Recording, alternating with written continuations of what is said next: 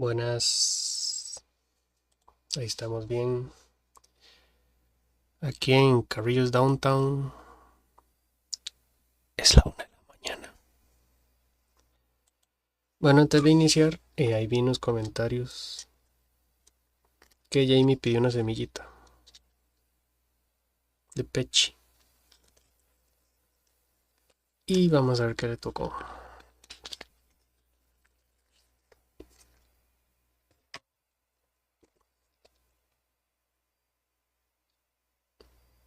Dice, en su angustia clamaron al Señor y Él los libró de su aflicción.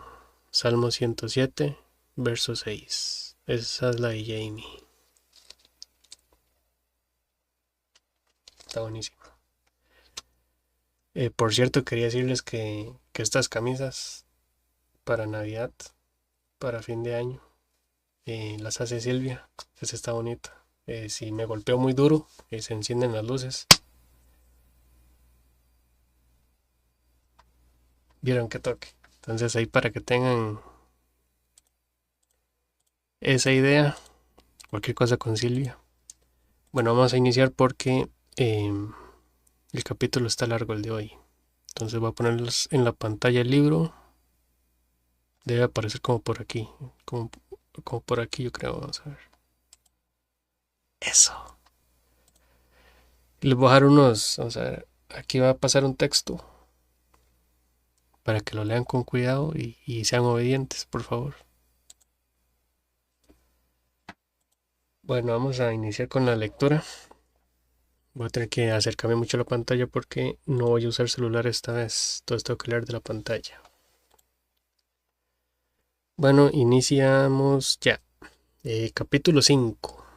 Recordemos que en el capítulo 4 se nos habló de la caída del Edén, del jardín.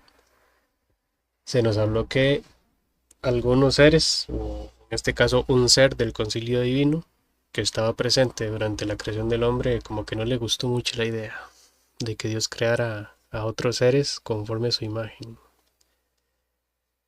Y bueno, entendemos que sería Satanás. Adán y Eva caen, pecan, desobedecen, Dios los expulsa del Edén y Caín mata a Abel. La maldad crece en Génesis capítulo 6 a tal punto que cada pensamiento del hombre es hacia la maldad.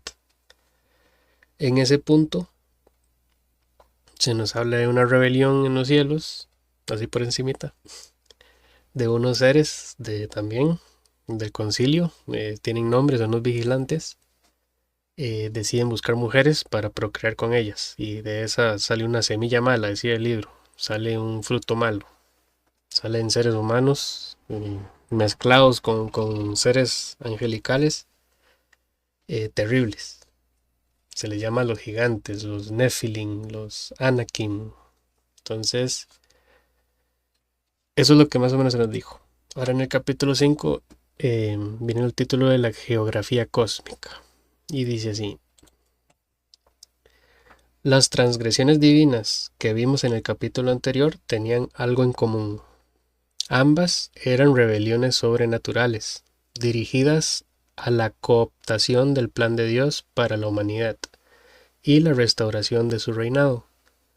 En este capítulo veremos otra rebelión, una que se originó con la gente. Esta rebelión produjo una situación difícil de la que todavía todos somos parte y que involucra seres sobrenaturales. La lucha titánica para la restauración de la estrategia de Dios tomó un giro para lo peor, que solo el regreso de Jesús finalmente lo resolverá. La Torre de Babel. La historia de la Torre de Babel, Génesis capítulo 11, versículos 1 al 9, es simultáneamente una de las narraciones en la Biblia más conocidas y la menos entendida. Los niños aprenden de ella en la escuela dominical, como el tiempo en que Dios confundió los idiomas humanos en la tierra. Eso es totalmente cierto. Lo único que sabemos de la Torre de Babel es que de repronto todo el mundo empezó a hablar otro idioma y nadie se entendía nada. Eso es todo. Luego del diluvio, Dios repitió el mandamiento que les dio a Adán y Eva de llenar la tierra. Intentaba impulsar la propagación de su influencia de gobierno a través de la humanidad. Una vez más, no funcionó. La gente se rehusó. Tenían rebelión en sus corazones. Tenían una mejor idea, o así pensaban. Para evitar ser esparcidos, decidieron construir una torre. Génesis capítulo 11, verso 4. La lógica parece extraña. Claro, una torre asombrosa los haría famosos. Pero, ¿cómo eso prevendría la dispersión a través de la tierra? La respuesta está en la torre.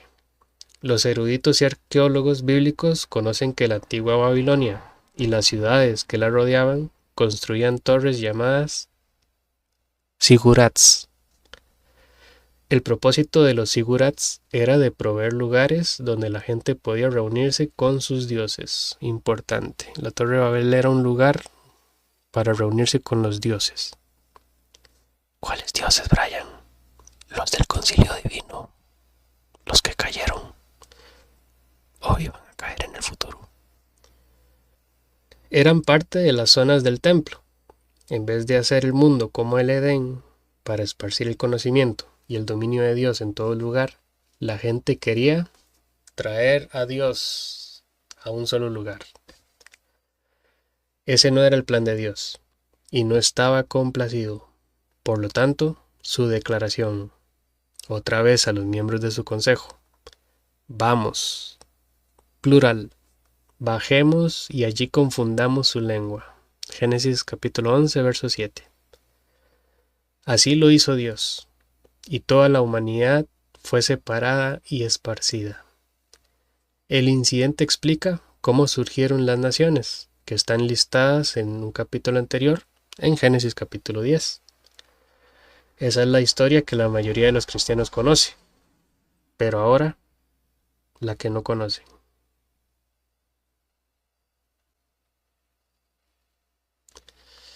Los dioses y sus naciones. Génesis 11 no fue el único pasaje que describe lo que pasó en la Torre de Babel. Deuteronomio 32, 8 al 9 lo describe de esta manera. Vean qué bonito. Dice: cuando el Altísimo dio a las naciones su herencia, cuando separó los hijos del hombre, fijó los límites de los pueblos según el número de los hijos de Israel. Pues la porción del Señor es su pueblo, Jacob es la parte de su heredad. Brian, no entendí nada. No entendí nada, Brian. En esa primera oración, algunas traducciones bíblicas dicen los hijos de Israel, en vez de los hijos de Dios. Brian, ¿y por qué los hijos de Dios? ¿Cuál es la diferencia? Espérese. Pero Israel no existía en el tiempo de la Torre de Babel. Buen dato. Dios solamente llamó a Abraham después de Babel, hasta el Génesis capítulo 12. Estamos en el capítulo 11. Los hijos de Israel no puede estar correcto. Los hijos de Dios es la terminología encontrada en los manuscritos del Mar Muerto. Tal vez otro día hablemos del Mar Muerto, porque es necesario. Voy a ir guardando este librito por aquí y por aquello, si lo ocupamos. La versión estándar en inglés, English Standard Version, ahí practicando el English, lo tiene correctamente. La terminología es importante. Cuando Dios dividió las naciones, fueron divididos entre los hijos de Dios. Esto es muy, muy importante. Dios asignó las naciones a los miembros de su consejo divino. Esta es la explicación que nos da la Biblia del por qué otras naciones vinieron a adorar a otros dioses. Pero hasta Babel, Dios quería una relación con toda la humanidad. Pero la rebelión en Babel cambió esto. Dios decidió dejar a los miembros de su consejo divino gobernar las otras naciones. Dios había juzgado a la humanidad. Aún después del diluvio, ellos no restablecieron el plan del reino que Él comenzó en el Edén. Así que Dios decidió crear una nueva nación, su porción, como dice en Deuteronomio 32:9, a Israel. Él hizo esto, comenzando con el llamado de Abraham en Génesis capítulo 12, el capítulo que le sigue a la historia de la Torre de Babel. La asignación de Dios de las naciones a otros dioses enmarca todo el Antiguo Testamento. ¿Cómo? El resto del Antiguo Testamento es sobre el Dios de Israel y su pueblo, los israelitas, en conflicto con los dioses de las otras naciones y la gente que vivía allí. Prácticamente eso es el Antiguo Testamento, eso que está ahí. Esa no era la intención original de Dios. Sí, lo que él hizo en Babel fue un juicio a las naciones, pero la intención de Dios no era que las naciones estuvieran desamparadas para siempre. Cuando Dios hizo su pacto con Abraham, él dejó en claro que en ti serían benditas todas las familias de la tierra, a través de Abraham y su descendencia. Génesis capítulo 12, verso 3.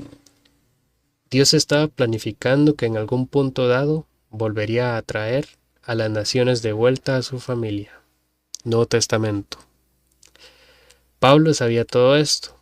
En su sermón a los filósofos paganos en Atenas, él dijo, y aquí va a citar Hechos capítulo 17, versos 26 al 27. Y sí, esto es filosofía. Pablo se puso un modo filosófico. Y de uno hizo todas las naciones del mundo para que habitaran sobre toda la faz de la tierra, habiendo determinado sus tiempos señalados y los límites de su habitación, para que buscaran a Dios, si de alguna manera, palpando, le hallen, aunque no está lejos de ninguno de nosotros. Este versículo es una cosa hermosa. Bueno, todo el capítulo 17. A través de Moisés, Dios advirtió a su propio pueblo que no adoraran a las huestes celestiales. Deuteronomio capítulo 4, versos 19 al 20. Una etiqueta que encontramos en otros lugares para los miembros del Consejo Divino, huestes celestiales o estrellas. Primero de Reyes 22:19. Hechos 17, 26 al 27 deja claro que el propósito de Dios era que de alguna manera las naciones aún lo siguieran buscando. Pero los dioses que fueron puestos sobre estas naciones interfirieron con este plan de dos maneras. Vimos previamente que en el Salmo 82:1 Dios reunió a los dioses de su consejo. El Salmo completo nos dice el porqué. Los dioses de las naciones habían reinado sobre las naciones injustamente, en maneras que eran contrarias a los deseos del Dios verdadero y sus principios de justicia. Tan pronto comenzó la reunión, Dios los acusó. ¿Hasta cuándo juzgaréis injustamente y favoreceréis a los impíos? En el Salmo 82:2. Luego de martillarlos por su injusticia durante 2 versículos más, el Señor describió cómo los dioses fallaron en ayudar a las naciones que andaban en tinieblas a encontrar su camino de vuelta al Dios verdadero. Pero estos opresores no saben ni entienden, caminan en tinieblas, mientras que son sacudidos todos los cimientos de la tierra. Salmo 82:5. Tristemente, los israelitas terminan adorando a los dioses que no habían conocido.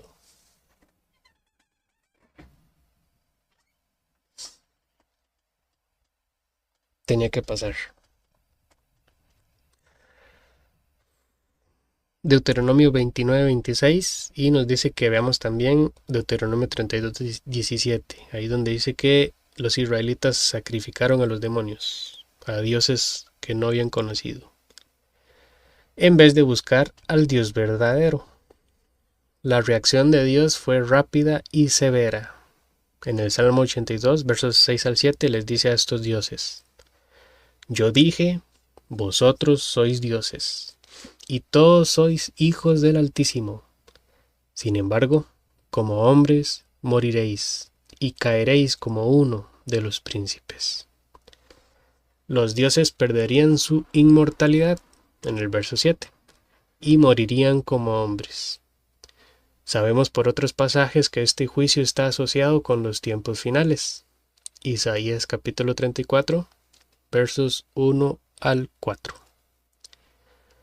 Al final del Salmo 82, el escritor espera por el día en que Dios finalmente reclame las naciones como su herencia. Más tarde veremos cómo él logra su deseo en el Nuevo Testamento. Esto de que Dios reclame las naciones, más hasta quiero leerlo, pero no sé, esta Biblia que es capaz que... bueno, está interesante.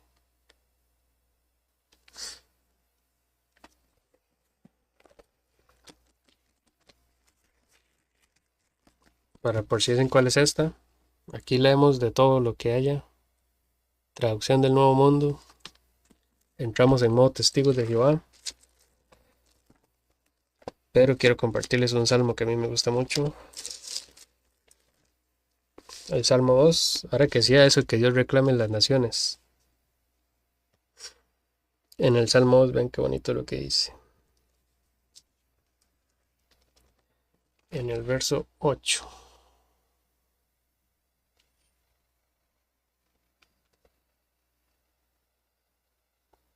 Dice, bueno, se los leo desde el 7. Es testigo de Jehová, así que obviamente la divinidad de Cristo no va a estar, ¿verdad? Dice, déjeseme hacer referencia al decreto de Jehová.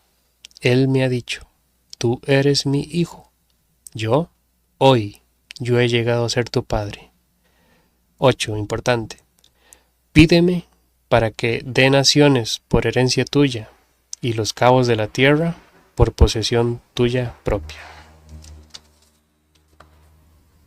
El padre le dice al hijo, pídeme y te daré las naciones por herencia.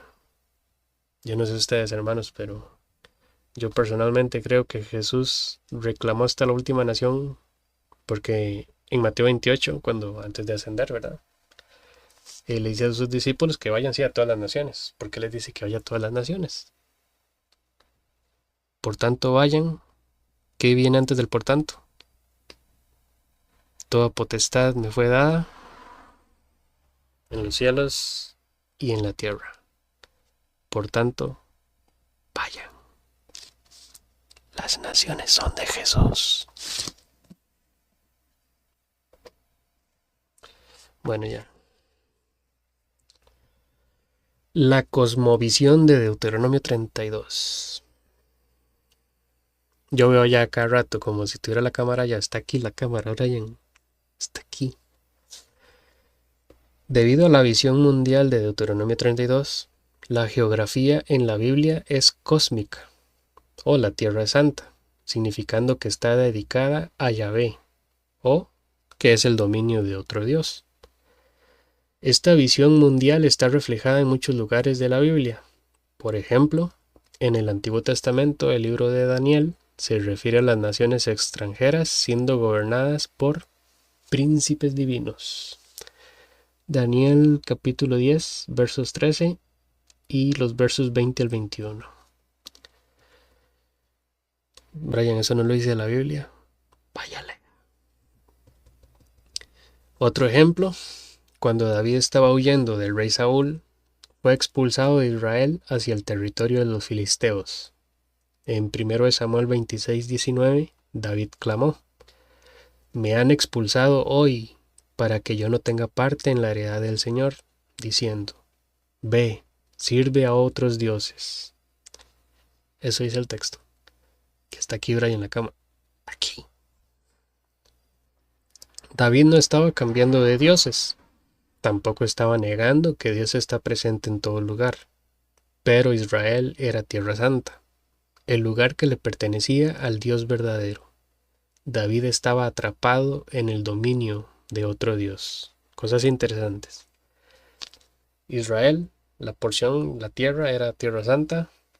Otra nación, su tierra, la porción de esa nación era territorio de otro Dios. Mi historia favorita del Antiguo Testamento que prueba este punto se encuentra en Segundo de Reyes 5. Naamán era un capitán en el ejército de Siria. Esta parte es buenísima. También era un leproso. Luego que siguió las instrucciones de Eliseo de lavarse 7 veces en el río Jordán, milagrosamente fue sanado de la lepra. Naamán le dijo a Eliseo: He aquí ahora conozco que no hay Dios en toda la tierra, sino en Israel, en el verso 15.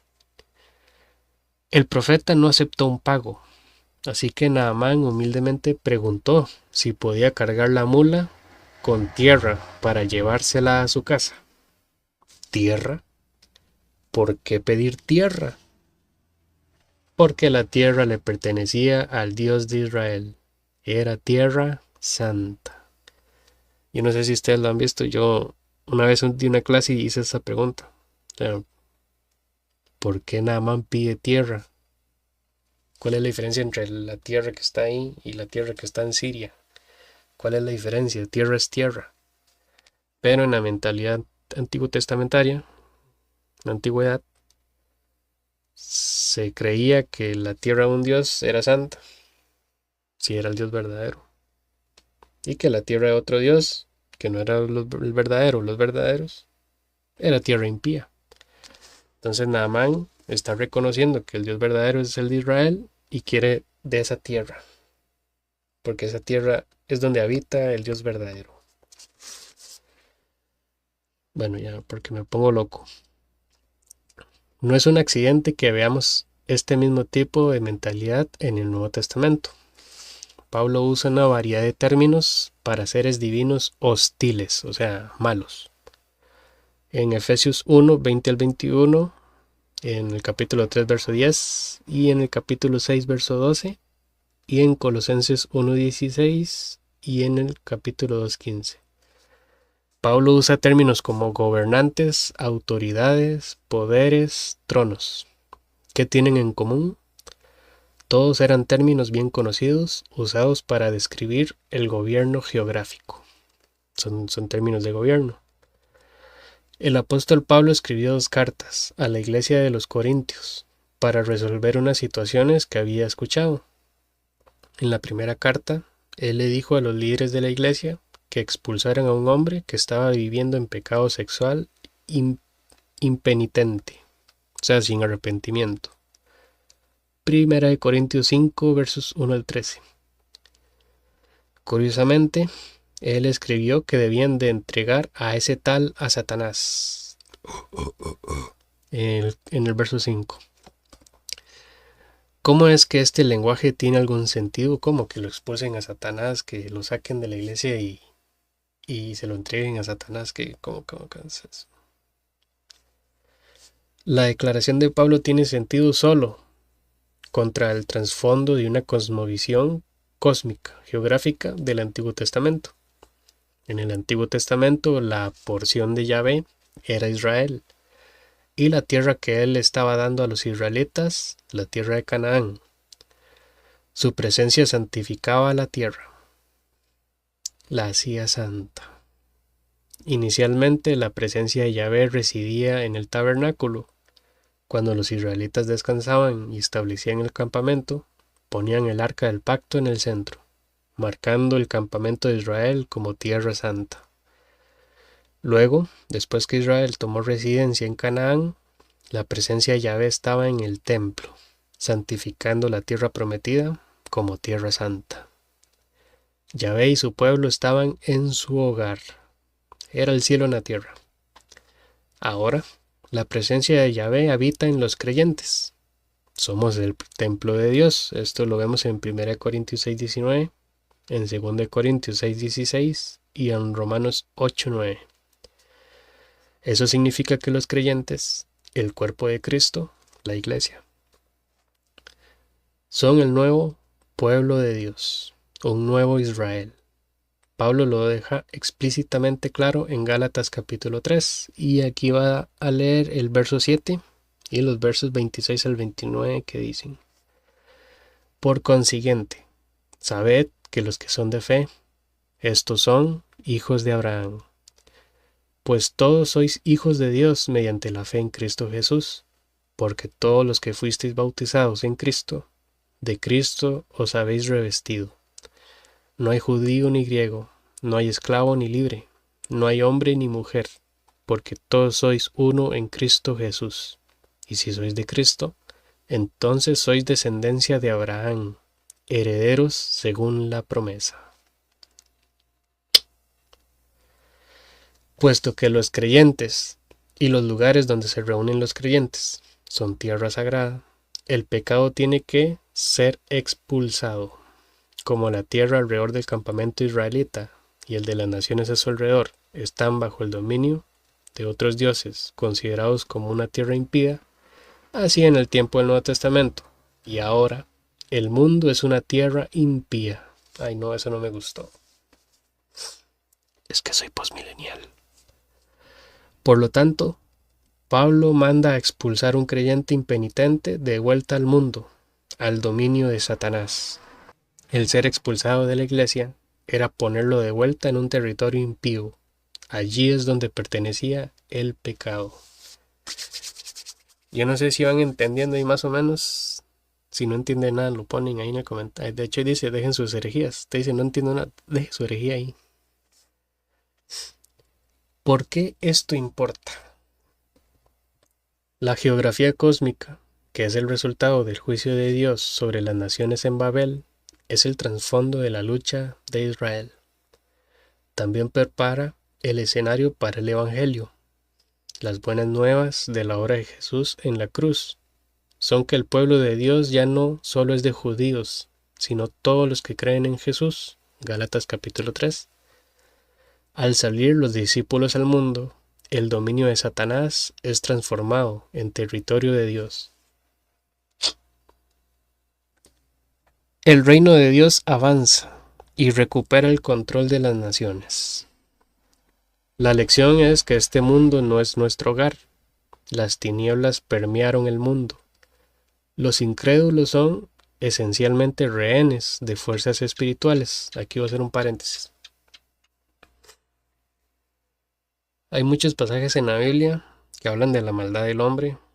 Jesús dijo, ¿verdad? Ustedes siendo malos, si su hijo le pide comida, no le van a dar una serpiente. Asuntos así, pero ahí dice, ustedes siendo malos.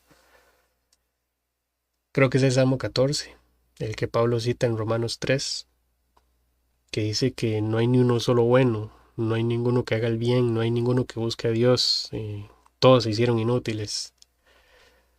Hay pasajes que marcan mucho la maldad del hombre. El Salmo 51, en pecado me concibió mi madre. Pero, y a veces uno se pone así a meditar, a hacer lo que decía allá abajo, a ponerse en herejías. Y yo no sé, yo comparto la idea de que sí, el hombre es malo, nuestro corazón es engañoso y perverso. Pero a veces actos del ser humano están influenciados por fuerzas espirituales, por esos seres. De hecho, uno dice, ¿qué cosa más inhumana hizo esa persona? Porque categorizamos eso como algo fuera de la humanidad. O sea, eso que hizo esa persona no es de humanos. O sea, no es nuestro. Tiene que venir de otro lado, de otro ser. Y yo personalmente creo que muchas veces las personas están siendo dominadas por esos seres y la gente no se da cuenta. Y muchos de los actos que uno dice, qué increíble eso que pasó, fueron orquestados por esos seres. Es mi postura, es mi opinión. El ser humano es malo, sí, pero hay cosas que son tremendamente malas, que solo tienen sentido si vemos a estos personajes actuando ahí en esa obra, actuando, metiendo su mano, influenciando al ser humano. Necesitan el Evangelio para librarlos. Y no olviden, el Evangelio es nuestra arma. No estamos autorizados a confrontar los principados y poderes directamente. Para este efecto no hay un don espiritual dado a nosotros a través de los apóstoles. Hay un pequeño aviso a las personas que les gusta agarrarse a manazos con los ángeles y todo eso. Be careful, be careful.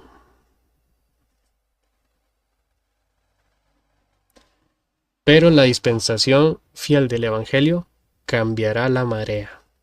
La gran comisión es el plan de la batalla espiritual. Aprenderemos sobre ello más adelante en los capítulos que vienen. Otra lección.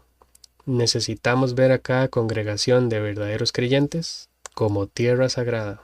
Y yo asisto a Casa de Elohim. Debo ver Casa de Elohim como tierra santa. ¿Por qué? Porque Dios habita ahí, en nuestros corazones. Todos somos parte del cuerpo, y si soy templo del Espíritu, mi prójimo también lo es. Y unidos, ahí está la presencia de Dios. Y donde está la presencia de Dios, es tierra santa. A Dios no le conciernen las apariencias externas, edificios y el tamaño de la congregación, si son 120, si son 200, si son 500. Lo que importa es que donde haya 2 o 3 reunidos, Jesús está en medio de ellos. Mateo 18:30. Creo que decía sinfoneos, en sinfonía. Sí, unidos en sinfonía. El espacio es sagrado. Cada congregación, sin importar cuán pequeña o desconocida, está en primera fila en la guerra espiritual. Ay, ay, ay. Cada iglesia tiene la misma tarea. Los poderes de las tinieblas no prevalecerán. Esto sí me da esperanza a mí. Volveremos a visitar la idea de la geografía cósmica cuando lleguemos al ministerio de Jesús. Por ahora, las líneas de la batalla han sido trazadas. Las naciones del mundo han sido juzgadas y fueron desheredadas por Dios. Es tiempo para que Él comience nuevamente y forje su propia porción y pueblo. Maravilloso. Las naciones se rebelan en la Torre de Babel, que recuerden que es un sigurat. No les puedo poner una imagen porque me va a costar mucho editarlo. Pero querían formar una torre, un sigurat, para encontrarse con su Dios en minúscula, para traer a los dioses del cielo aquí a la tierra. Dios les dijo, llenen la tierra, ¿verdad? Adán y Eva, y las personas se decidieron establecer un solo punto y quedarse ahí, desobedeciendo el mandato, y Dios los desaloja. Pero vemos que, como al principio en la creación del hombre dice, hagamos. Brian está hablando de la Trinidad, el Padre está hablando con el Hijo. Dije que íbamos a ver otra perspectiva. En la creación del hombre Dios habla con su concilio. Aquí en la Torre de Babel Dios habla con su concilio y les dice, descendamos. Entonces ahí hay un juicio de Dios. Dios cuando desciende los esparce y pone a cada uno de su concilio. O en este caso, bueno, es que no quiero adelantarme mucho, son 70. O el número 70 representa al número de dioses de las naciones. De hecho, usted lee en Génesis 10 la lista de los descendientes. Hay 70. Los reparte. Esos dioses debían de hacerse cargo de esas naciones. Lo hicieron mal. Las perdieron aún más, las extraviaron aún más. Y ahí es donde entra el Salmo 82, donde Dios decreta juicio contra esos dioses y les decreta la muerte, literalmente. Y entenderíamos que eso se trata en el juicio final. Vamos a ver cómo Dios, después de la Torre de Babel, elige a su pueblo, elige a Abraham, y empieza a trazar ese plan de nuevo.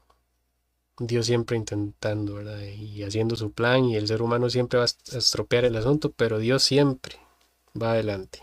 Eso es lo bonito. Dije que Dios intenta, no, Dios no intenta. Dios lo hace, Dios ejecuta. Y vamos a ver cómo eso va a ir tomando forma hasta llegar a Jesús. Porque sí, Jesús tiene mucho que ver con el concilio divino también. Demasiadas cosas tienen que ver con esos seres rebeldes. Entonces aquí termina el capítulo 5. Y ven qué hermoso. Este capítulo a mí me encanta. El capítulo 6. El verbo, el nombre y el ángel. No más para que vean. Abraham se encuentra con el verbo. Qué cosa más hermosa. Pero lo vamos a ver después. Ok, entonces así vamos a quedar. Recuerden, si quieren semillita, ponen en los comentarios. Dejen sus preguntas también, si tienen algún comentario, qué les pareció, algún texto de los que venían ahí, si les pareció interesante. Entonces así quedamos, espero que hayan disfrutado y nos veremos después con el capítulo 6. No puedo decirles cuándo, tal vez como Jesús que dijo vengo pronto y ya pasó buen tiempo, entonces pronto leeremos el capítulo 6. Hasta luego, hasta pronto, hasta mañana.